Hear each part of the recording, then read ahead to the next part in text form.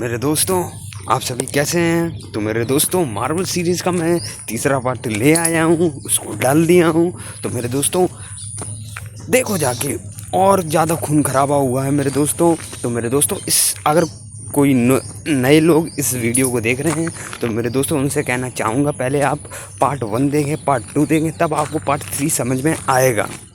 ठीक है, तो जाइए और देखिए जाके।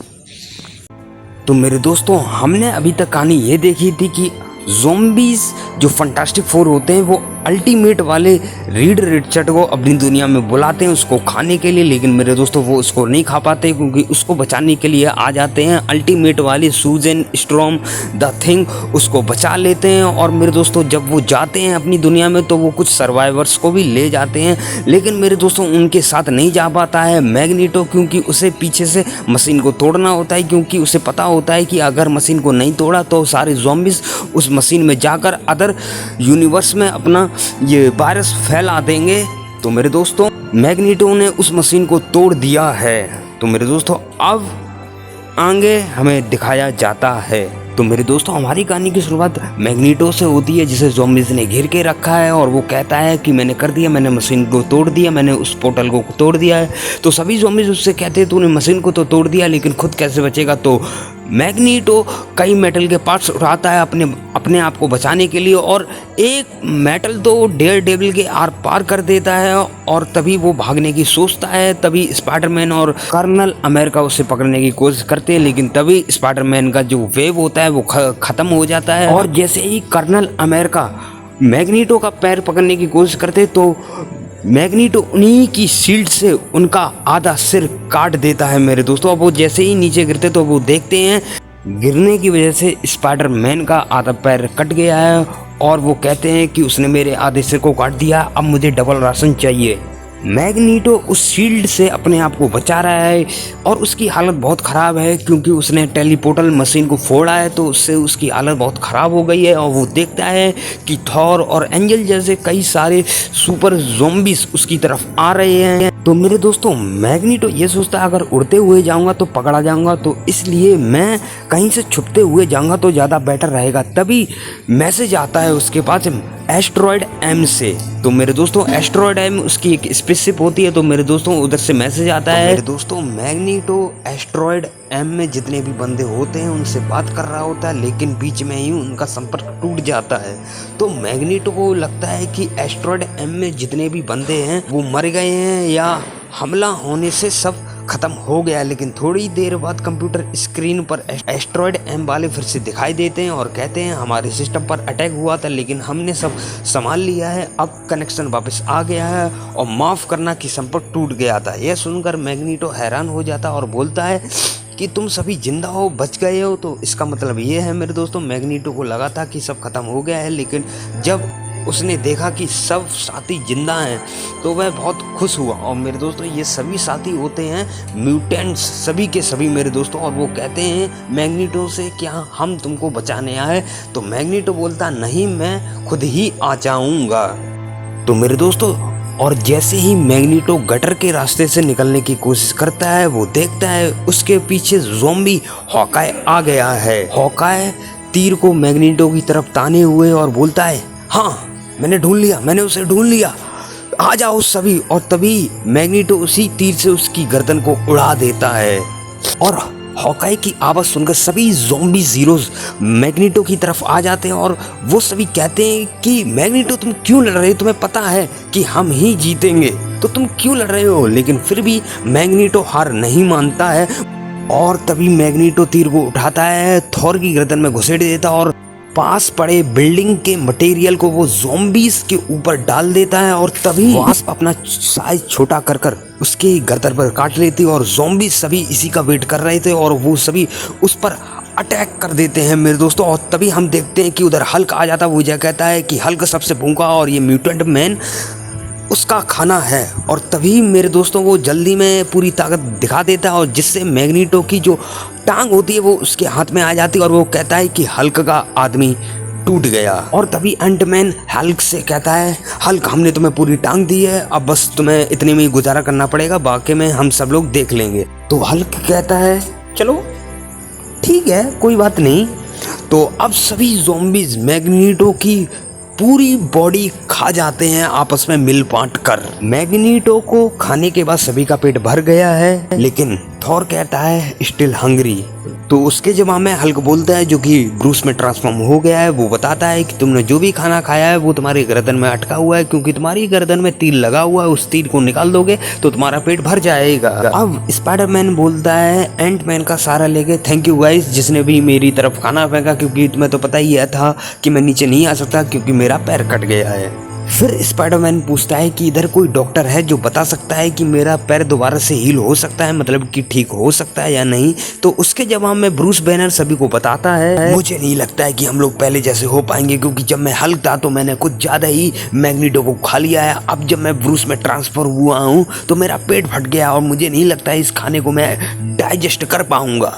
तभी हैंक पेम बोलता है, हम लोग दर्द को महसूस नहीं कर सकते हैं। बेशक हल्क का पेट फट गया है लेकिन उसे दर्द महसूस नहीं हो सकता है। तभी डेयर डेविल बोलता है कि मेरे पास तो मेरा दिल ही नहीं है, लेकिन मैं देखो फिर भी ठीक हूँ, बस पैर सूजा हुआ है। तभी हैंक पेम बोलता है वो स्वेलिंग, वो सूजन इसलिए है क्योंकि जो तुम्हारा दिल है वो है ही नहीं, इसलिए जो ब्लड है वो पंप नहीं हो पा रहा है और सारा खून तुम्हारा एक जगह पर इकट्ठा होता जा रहा है। तभी ब्रूस बैनर बोलता है जैसे हमारी बॉडीज पहले काम कर रही थी अब वैसे काम नहीं कर रही। तो फिर वुल्वरीन भी बोलता है, बात तो तुमने बिल्कुल सही है, क्योंकि मेरा जो हीलिंग फैक्टर जैसे पहले काम करता था अब वैसे काम नहीं करता है। फिर उन सभी से हैंक पेम बोलता है, हमारे ब्रेन अगर सही रहेंगे तो हम जिंदा बने रहेंगे, बेशक हमारी बॉडी डिकम्पोज होती रहे लेकिन फिर भी हम लोग जिंदा रहेंगे। तभी कर्नल अमेरिका उधर आ जाते हैं और वो ये बोलते हैं, अगर ये बात है तो फिर मैं कैसे जिंदा हूँ। तो हैंक पेम उनसे बोलता है, शायद तुम्हारे दिमाग का वो हिस्सा कटा है जो इम्पोर्टेंट ना हो, और जो इम्पोर्टेंट है वो शायद अभी भी तुम्हारे दिमाग के अंदर है, इसलिए तुम जिंदा हो अभी।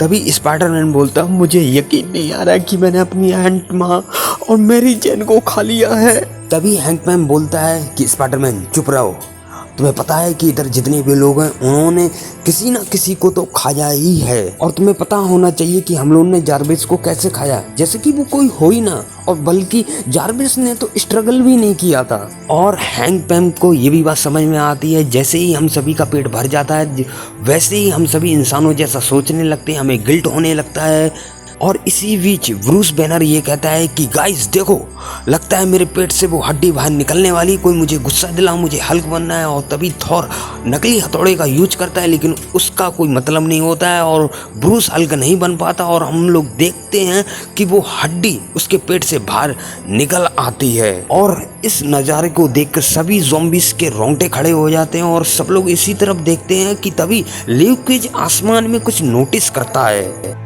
गाइस तुम लोगों ने ऊपर देखा, कुछ दिखा? तो सभी ज़ॉम्बीज देखते हैं ऊपर की साइड, वो कहते क्या? नथिंग, कुछ नहीं, मुझे तो कुछ नहीं दिखा। और फिर वो लोग गौर से देखते तो उन्हें दिखाई देता है कि आसमान में सिल्वर सल्फर है। तो सभी लोग उसके पीछे भागते हैं उसको खाने के लिए, लेकिन सिल्वर सल्फर की स्पीड बहुत तेज होती है, वो तुरंत ही उधर से छूमंतर हो जाता है और सभी ज़ॉम्बीज सोचते हैं इसको कैसे खाएं, कैसे पकड़ें। और हाँ मेरे दोस्तों, इस यूनिवर्स के लोगों को नहीं पता है कि सिल्वर सर्फर कौन है और क्यों भेजा गया है, कहाँ से आया है, इसके बारे में कुछ नहीं पता है। तभी हैंक पेम बोलता है, सुनो दोस्तों, ये वाली बात आयरन मैन और अदर ज़ॉम्बीज को जाके तुम लोग बताओ, और मैं जा रहा हूँ जेनेट के पास क्योंकि वो मुझसे गुस्सा है। तो सभी ज़ॉम्बीज हीरो अदर डायरेक्शन में जाते हैं और हैंक पेम अदर डायरेक्शन में। फिर मेरे दोस्तों हमें मालूम पड़ता है कि जो हैंक पेम है वो दरअसल में जेनेट को ढूंढने नहीं गया है, वो बल्कि अपने सीक्रेट लैब में गया है। वहाँ जाकर वो एक कंटेनर को अनलॉक करता है और उसमें हम देखते हैं कि ब्लैक पैंथर है। दचाला, क्या तुम अभी भी जिंदा हो? आई एम ग्लैड तुम अभी भी जिंदा हो। मैंने तुम्हें दवाइयाँ देकर बेहोश रख रखा है। मुझे लगा कि आज मैं थोड़ा काम कर लूंगा, लेकिन मुझे नहीं लगता है कि मेरी भूख मुझे ज्यादा देर तक रोक के रख पाएगी। तुम बताओ मैं क्या खाऊं, हाथ पैर से? लेकिन तुम्हारे हाथ खाने से पहले मैं ये सोच रहा हूँ कि तुम्हारा पैर खा लूं। फिर एंटमैन एक रस्सी से उसके पैर को बांधता है और आरी से उसे काटने की कोशिश करता है। दजाला, तुम चिंता मत करो, तुम्हें कोई बचाने नहीं आएगा। अगर उन लोगों को मालूम पड़ गया तो वो तो मुझे मार ही डालेंगे। दचाला, मैं चाहता हूँ कि तुम लंबे समय तक के लिए इंसान बने रहो, इसीलिए मैं सारे इंस्ट्रूमेंट को क्लीन करके रखता हूँ कि किसी भी तरह से तुम्हारे अंदर वायरस ना जा पाए। दचाला, तुम्हें लग रहा होगा कि मैं सिक हूँ, लेकिन तुम्हें एक सीक्रेट बताऊँ, मैं सच बताऊँ, मुझे इंसानी मांस बहुत पसंद है। अगर हालात पहले जैसे हो जाते, हम लोग इंसान बन जाते, लेकिन मैं फिर भी वो साधारण खाना नहीं खा पाऊंगा। मैं सीक्रेटली इंसानी खून ही खाऊंगा। और तभी उधर वास्प आ जाती और हैंक से कहती है ये सब क्या है, और वास्प को भी लग ही रहा था कि हैंक उससे कुछ छुपा रहा है। और बस इतना ही कहने पर उन दोनों के बीच में फाइट होने लगती है। और तभी हैंक अपना साज को बड़ा कर लेता और वास्प के मुंह पे एक तमाचा मार देता है। और फिर वास्प कहती है अगर तुमने ब्लैक पैंथर को मुझसे शेयर नहीं किया तो मैं ये वाली बात अदर ज़ॉम्बीज़ हीरोज को बता दूंगी। इससे हैंक गुस्से में आ जाता है और वो उसका सिर काट लेता है। तो मेरे दोस्तों, इधर एक बात है कि एक ज़ॉम्बी दूसरे ज़ॉम्बी को नहीं खा सकता है क्योंकि उनका टेस्ट बहुत खराब होता है। अब हैंक को उल्टी आ जाती है और वो उसका सिर बाहर थूक देता है। और इसी बीच दचाला को होश आने लगता है। तो हैंक उससे पूछता है क्या दचाला तुम ठीक हो? तो दचाला के मुंह से केवल 2 शब्द निकलते हैं, किल मी। लेकिन हैंक ऐसा करने से मना कर देता क्योंकि उसे पता है अगर उसने दचाला को मार दिया तो उसकी बॉडी सड़ जाएगी और उसके काम की नहीं होगी, तो इसलिए वो मना कर देता है। और वहीं से थोड़ी दूर पर हमें दिखाया जाता है कि colonel America, Spiderman, Bruce Banner की टीम मिल चुकी है आयरन मैन की टीम के साथ। लेकिन कर्नल अमेरिका नहीं बताते हैं कि उनकी टीम ने अकेले ही मैग्नीटो को खा लिया है, क्योंकि अगर ये बात वो उनको बताएंगे तो आयरन मैन की टीम को बुरा लगेगा। लेकिन आयरन मैन बताता है कि हमें ये बात पता है, अगर मेरी टीम भी इस जगह होती तो वो भी ऐसा ही करती। फिर आयरन मैन बोलता है मेरे दोस्तों, हम लोगों को खाने की व्यवस्था जल्दी करनी पड़ेगी क्योंकि हमारे यहाँ खाना कुछ बचा ही नहीं है। अगर हम लोग ने खाने की व्यवस्था नहीं की तो हम लोग भूखे ही मर जाएंगे। और हाँ, और मुझे पता है कि सभी को अब जो भूख है बहुत जोर से लगने वाली है।